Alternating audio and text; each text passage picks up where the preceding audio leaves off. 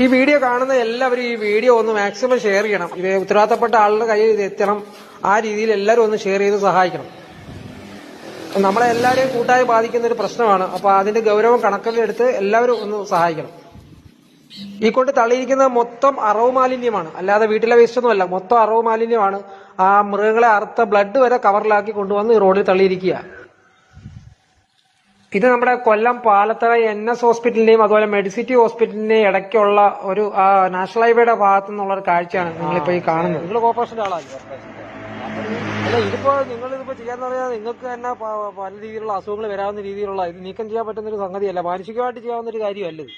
ഇത് വല്ല മെഷീൻ വെച്ച് കൊണ്ടുവന്ന് നീക്കം ചെയ്ത് മാറ്റണ്ട. ഇത് മൊത്തം അറവ് മാലിന്യം. നമ്മളിത് മാറ്റിയാലും എല്ലാ ദിവസവും ഞാൻ ഒതുക്കി വെക്കുക. ഇത് ഇവിടുത്തെ സിസ്റ്റർമാരില്ലേ, അവരെ സിസ്റ്റർമാരെ ഞങ്ങൾ ചന്തിലാണ്ട് കടിക്കാണ്ട് ചെയ്തു പട്ടി അടിച്ചു. ഇച്ചിരി കഴിയുമ്പോൾ ബാക്കി കുറെ പഠിക്കാൻ വന്ന പിള്ളേർ പോകും ഹോസ്റ്റലില്ല. അവർ ഇതുവഴി പോകുമ്പോഴത്തേന് പട്ടി ഇഷ്ടം പോലും. ഞാൻ നിൽക്കുമ്പോ അവർക്കൊരു അച്ഛ അപ്പം ഒരു പെണ്ണാണെങ്കിൽ നിലവിളിക്കണം. അത് കഷ്ടം കരഞ്ഞത്. അപ്പൊ ഞാൻ അന്നേരം ഇവിടെ നിൽക്കുന്നു. ഞാൻ ഇവിടെ കുഴപ്പമില്ല, നിങ്ങൾ പൊയ്ക്കുമെന്ന് പറയും. പക്ഷെ ഇത് നമ്മളൊന്നും ചെയ്യണ്ടല്ല. അല്ല, ചെയ്യാൻ പറ്റുന്നതല്ല. ഇത് ഞങ്ങൾക്കൊക്കെ അസുഖങ്ങൾ വരത്തില്ലേ ഇങ്ങനത്തെ സാധനങ്ങൾ വാരിച്ചു കഴിഞ്ഞാൽ നിങ്ങൾക്ക് അസുഖം വരും. അതേ പറഞ്ഞാൽ അത് ബുദ്ധിമുട്ടാണ്. കാണുമ്പോൾ തന്നെ നമുക്ക് വിഷമമാകും.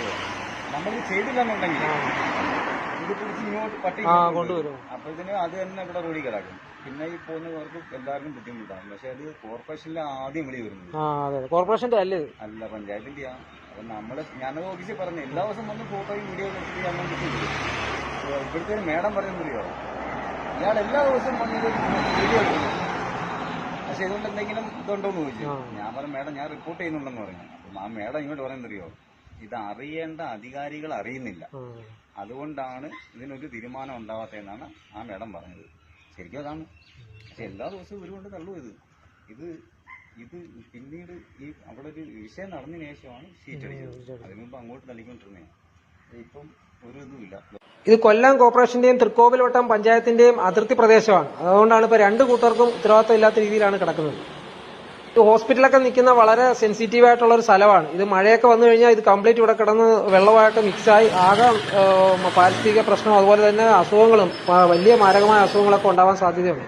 ഈ കൊണ്ടിടുന്ന ആളുകൾ ഒരു കാര്യം മനസ്സിലാക്കണം, ഇതൊക്കെ വളരെ വളരെ സാമൂഹ്യ വിരുദ്ധമായ പ്രവർത്തനമാണ്. നിങ്ങളുടെ തൊഴിലിന്റെ കടക്ക് കത്തിവെക്കുന്ന രീതിയിലുള്ള പ്രവർത്തനമാണ്. ഈ സർക്കാർ ഈ അനധികൃത അറവ് ശാലകളൊക്കെ പൂട്ടാൻ തുടങ്ങിക്കഴിഞ്ഞാൽ നിങ്ങൾക്ക് തന്നെ തൊഴിൽ നഷ്ടപ്പെടും. അപ്പോൾ അത് നിങ്ങളുടെ തൊഴിലിനെ തന്നെ ബാധിക്കുന്ന ഒരു കാര്യമാണ്.